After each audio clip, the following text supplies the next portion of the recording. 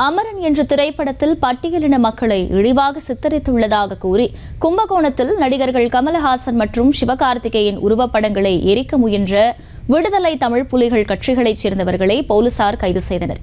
விவரங்களை செய்தியாளர் கார்த்திகேயன் வழங்க கேட்கலாம். கார்த்திகேயன் வணக்கம். முழு விவரங்கள் என்ன? நடிகர் கமலஹாசன் தயாரிப்புல நடிகர் சிவகார்த்திகேயன் நடிக்கிற படம் அமரன் 2. இந்த படத்துடைய படப்பிடிப்பு நடைபெற்று வருகிறது. இது பட்டியலின மக்கள் இழிவுபடுத்தும் விதமாக காட்சிகள் வைக்கப்பட்டிருப்பதாக வதந்திகள் பரவி வருகிறது. இந்த செய்தி பரவியதை அடுத்து கும்பகோணத்தில் உள்ள விடுதலை தமிழ் புலிகள் அமைப்பை சேர்ந்த மாவட்ட செயலாளர் சேகர் தலைமையில் கும்பகோணம் காந்தி பூங்கா அருகே ஒன்று கூடிய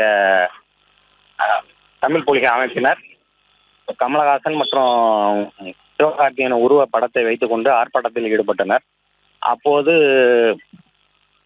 ஒரு கட்டத்தில் அவங்க அது தீயிட்டு கொளுத்த முயன்ற போது அங்கிருந்த காவல்துறையினர் அதனை தடுத்து நிறுத்தினர். மேலும் அதனை படத்தினை கிழித்து காலில் போட்டு மிதித்து செருப்பால் அடித்தும் அவர்கள் அவமானப்படுத்தினர். மேலும் அவர்கள் ஒரு உருவ பொம்மையை எரிக்க முயன்றனர். காவல்துறையினர் உடனே அவர்களை தடுத்து நிறுத்தி அந்த உருவ பொம்மையை பறித்து சென்றனர்.